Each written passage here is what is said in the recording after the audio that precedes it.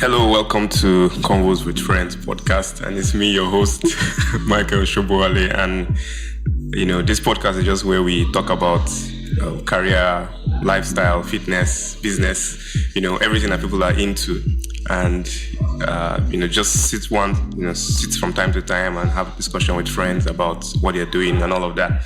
So today I've got with me Aziz or Sam'd Aziiz. Fitness. It's actually Samad. Samad, okay. It's actually Samad, but the in Arabic the vowel A-E is usually with the name Samad. You can, in some certain contexts, you can add A, you can add E in between the M and the D. So with the English version of the modern Arabic version, we add like A in between the M and the D, which means mad, right? Yeah. So Samad. But in other societies, you could find a he right there in between. So like in Turkish, for instance, you hear Samet or Samet. Yeah. It's the same name, quite alright, but just due to like different geographical locations, sometimes these names kind of like they remodify themselves, they change. So, but the original context, like if the proper transliteration will be the comma in between the M and the D. So I was just trying to be very accurate. Yeah. For the sake of it. Yeah. But people call me Coach Sam. Anyway. Since you started from there, just go ahead and introduce yourself. Right? Who am I? My name is Sam'd Aziiz. I'm a personal trainer, fitness enthusiast, and a bodybuilder, a pro bodybuilder for the past 6 years. Yes. So. I'm going to need you to break down, all of that. Yeah. Fitness enthusiast, personal trainer, and bodybuilder. Can you just give us a little bodybuilder? Not personal. Personal. Whatever that means. Just break it down. A fitness enthusiast, because I've always been interested in a healthy lifestyle. Right from time. It fascinates me a lot the way whatever you put into your body is exactly what the outcome will be. You put in junks into your body, you get an unhealthy lifestyle, which means yes, you'll be prone to all kinds of sicknesses and all kinds of cardiovascular diseases and all that. And if you take your health seriously, naturally you're less likely to be prone to certain diseases and all that. So that has always interested me one way or the other. For real. So what do you do? Like, what do you do in the sense of I'm a coach or I'm coaching someone, and what do you do in the sense of this is I'm a personal trainer, and what do you do in the sense of bodybuilding? Like what is involved day to day? For me to be able to answer that, I think I need to give a little background about my life. A little bit. Sure, go ahead. It's a background story. I've right from my childhood days, I've always had people around me who are into like some form of I'll call it some form of sporting activity. Okay, my mom used to be a professional athlete. A runner. Wow. She was an athlete. She was running for states and and all that. And she dropped all that career for marriage, children. Just like most women. Yeah. Which is why I always encourage most African women now, or most African young girls right now, to take their health seriously. I am one of those who strongly do believe that yes, if a mother is healthy enough, this automatically transfers into the entire family. The entire family becomes healthy, and which benefits the entire family, benefits the entire progress and the growth of the entire family. So a healthy woman is a healthy family. That's what I genuinely do believe in, honestly. So yes, my mom has always been an athlete, but she didn't make much progress in it. to the level in which she felt that she could have. Okay. So, and all my life, most years of my life, I've always been a football player, running also for my school, high school, high school and all that, So I've always been active. I've always been an active boy, running up and down. You run to get food, you run back home, you run back to your hostel, all this kind of thing. So I've always been physically active, even though I didn't know that. Yes, I didn't know the importance of it. Let's be honest. Like I didn't know why I needed to do it. I just enjoyed doing it as a kid. Yeah, and it's just one of those things. And that's while growing up, gradually I took an interest in football. I was interested in playing football all the time, everywhere. I mean, even when you knew me, we usually go play in Sam'd Aziiz, we go and play in all these places. I mean, so just all, and we didn't know the benefits of it. Yeah. We just enjoyed doing it. So we just wanted to do it. Then as we grow up, we acquire more knowledge, we acquire more education, more exposure. And then we tend to realize that, these things that we've been doing, we'll be taking for granted. It's actually really beneficial to us. So to stop you there, like what was the process for you? Like how did it go from, hey, this is what I enjoy doing. I like running. I like playing soccer. Yes. There are many of us who have that. Right? At which point did it just change into, hey, I want to do this for my life. Like I want to become a bodybuilder. I want to go pro. I want to coach people. I want to train people. Like at what point did it change for you? When a particular career started to diminish, and I realized that a particular career that I was about to have was going to die. What career is that? Which is football. I thought of playing football professionally for a while, and I even played. I tried to play for some clubs over here in North Cyprus here. I remember I had like 2 trials. I had one trial with Metege, and we had a problem of, or they have a problem of picking just 4 foreign nationals. Yeah. And that was really challenging. They wanted to let go one of the guys, and it was really difficult. I just couldn't accept it because they wanted to accept me because of I was way much more younger and all that. And it was a complex situation. So, but it just didn't work out. So when I realized that I realized that this career was going to die very soon. And I've looking at so many people's lives, we die several times. I mean, but it takes a lot of courage to be able to realize it and to be able to know how to give yourself some sort of rebirth, which is like you pick up something else that could actually make you feel alive eventually. So many, even professional athletes, so many top professional athletes, that's why you notice that when they finish their career, they don't know what else to do with it. Most of them go into like just eating junk foods and just alcoholism or they feel like they're living but they're not alive. They didn't plan for the death of their previous life. So when I realized that, I noticed that that was going to eventually happen to me. So what next? For me to be able to stay alive and to feel alive, staying healthy is the only way. I mean, for as long as I can. 2 things are certain. Death and age. You're definitely going to die and definitely going to grow old, no matter what you do. But how do you choose to grow old? Do you want to grow old without, having a strong skeletal muscle? Do you want to grow old not feeling, not being able to do certain activities, as you get older? Because if you do not use your muscles diminish. It's exactly how it works. So I, when I put in all these thoughts, I felt, okay, I think, bodybuilding might be the next call. So I decided to take it seriously. When I started, I didn't know anything about it.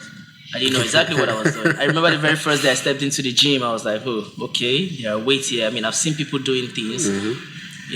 And way back in Nigeria, though, I remember my brothers usually putting cement together and doing one or two things too, Yeah, yes. If you live more, especially if you come from some places in Lagos and all that, you experience things like this. Yeah. But I didn't know exactly what I was going to do. I got into the gym, but I knew very well that yes, I was going to. When I got there, the feeling I had when I left the gym, made me realize that yes, I think this is something I would love to do consistently. Then after some few years, I thought about making a career. So basically that's it. Yeah, it's not so basic anyways. Yes. But that was a really long one. And there's usually something I ask, like to people, which is like, why did you go for that one, like for fitness? You could have done any other thing else. Like you could have gone into crypto, gone into Forex, or gone into, there are many things, man. Yes. Many things out in the world, but why this one? Why that particular one? The value for a healthy lifestyle.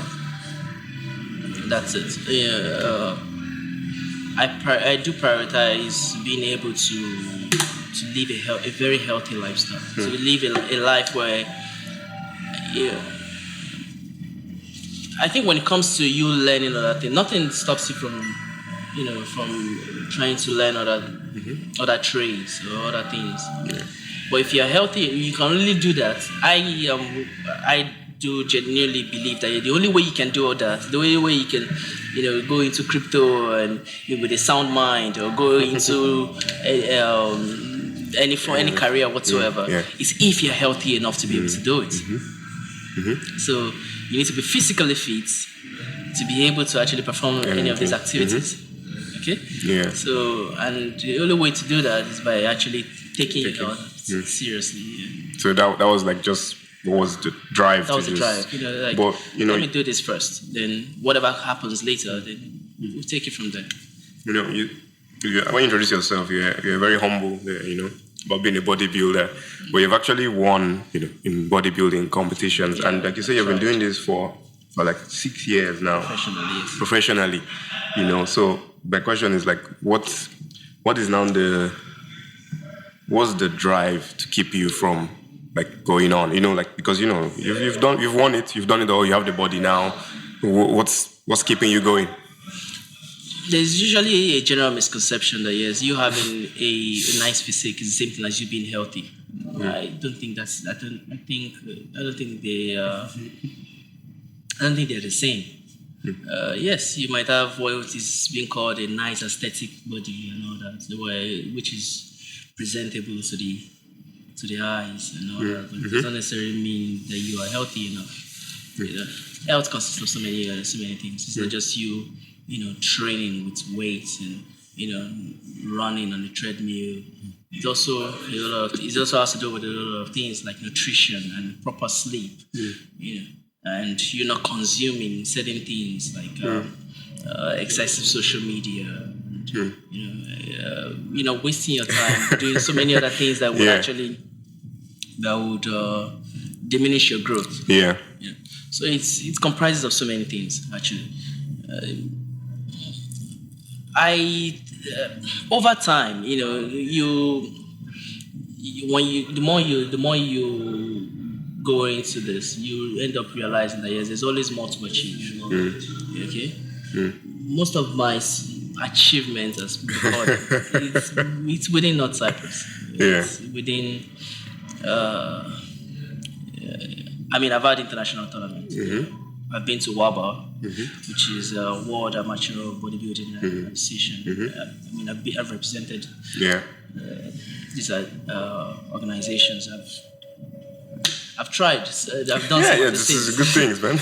I've done some of these things, but let's be honest. There's still more to achieve. Whether I would go further to want to, think of the Olympias and and all that is another thing. Time tells the best tales, I guess. Let's also. I want to look also like into the personal training aspect of it. Like you'd probably encounter, lots of people who want to train. I wanted to just share. Well, especially my people, my Nigerian people. Oh my God! So I wanted to just share like some of the what are the things that you hate the most, or about that aspect. Hate would be a strong word to use, but Heavily dislike. I mean, it's the same thing. something that makes me very, very uncomfortable. Yeah, and this is an experience which I do get from mostly people like me, which is my people, You're from Nigeria, yeah. Specifically. There is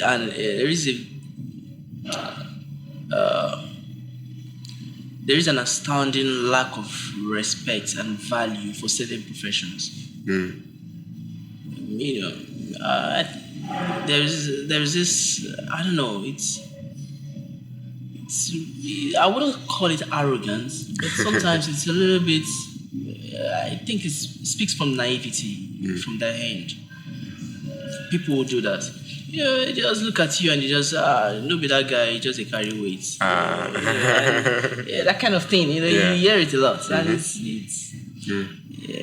and when you have conversations with them and they try to, most of them have an idea of exactly, the bro science and things like this. And you're like, okay, I think you might know what you're saying, but what you're saying, you genuinely do believe what you're saying. But what you're saying is definitely not what the fact is. It's an aspect of truth. So you keep encountering people who are like, I know what I'm doing. You don't tell me anymore. Oh, kind of like say things like that. They say things like, oh, they know what they're doing and all that. But some of them are actually humble enough to be able to admit it eventually. When they rub minds with you, when you have conversations with them, and you present them the facts, they have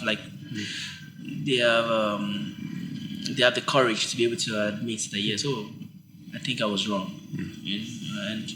But some of the biggest challenges I experience as a personal trainer really is people trying to undervalue your profession. It's a bit frustrating sometimes, like it shouldn't be coming from you. And they're like, but I knew you years ago. Yes, you knew me when I was also learning. And, I've put in so much work, so much effort, so much time into this. And I think it's only wise for you to actually try to respect that. Try to value that. When I look at someone who does PT, and I'm just like, I mean, you're not.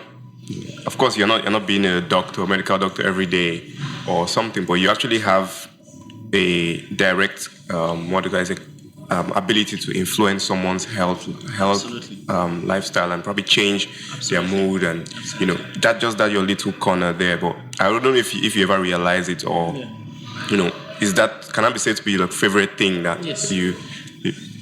Actually, I pride myself as someone in which will keep you away from the doctors.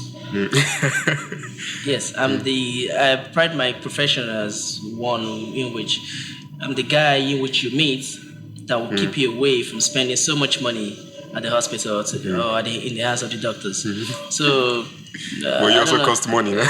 I do, but I don't cost a lot as the doctors. I mean, I try not to. Yes, I mean, so. And I'm kind of like the prevention before the cure. I'm the one in which you should meet to be able to keep you away from. Because when things are right, when you're eating properly, when you have the right nutrition, you have the right guidance towards your health, you would not, in most cases, you definitely not need you not need a medical doctor for any reason, because you've treated yourself before you need any form of treatment. You've put yourself in the right order. You've put your mind and your body in the right state. So, and that will prevent you from going to the hospital. So yes,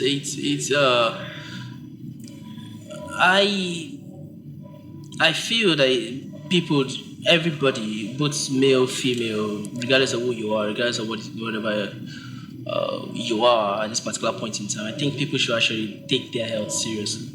If you do, it benefits everybody around you, not just you yourself. you'll be surprised with how this kind of like I don't know what I call it. It's kind of energy transfers around. Yeah.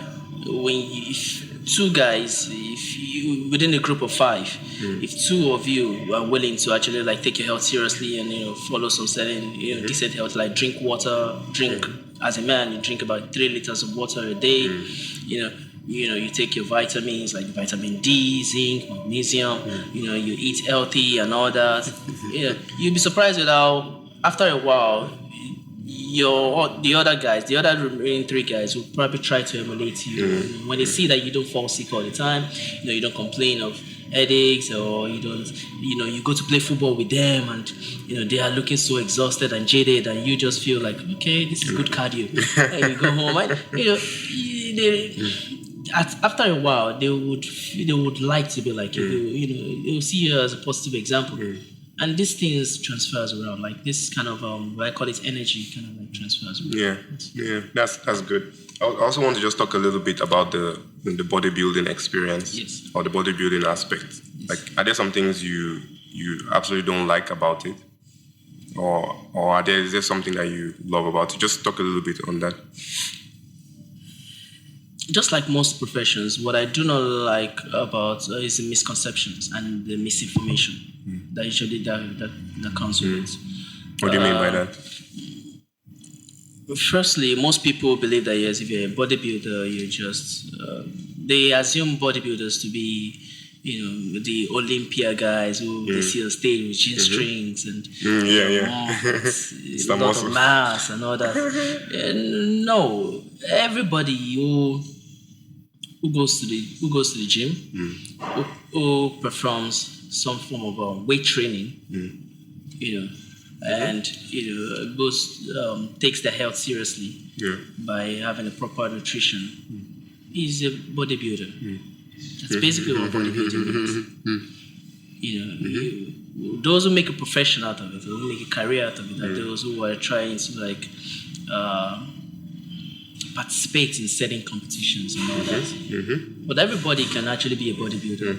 And I will be honest with you today with this. No competitive sport, based on experience, no competitive sport is healthy. Why do you say that? Because to be able to beat the competition, you would end up becoming you end up becoming the devil in which you don't want to be, or in which you try as much as possible not to be. And what do I mean by that?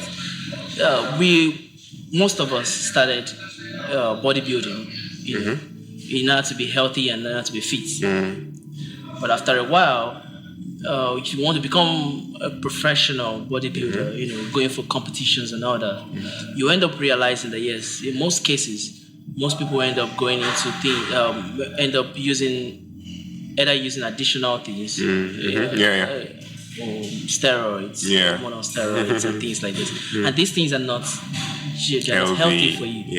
So you started everything just to be healthy, and eventually it's like you just you get carried away, or you just the desire for more, the appetite for more, the desire for more tends to come in.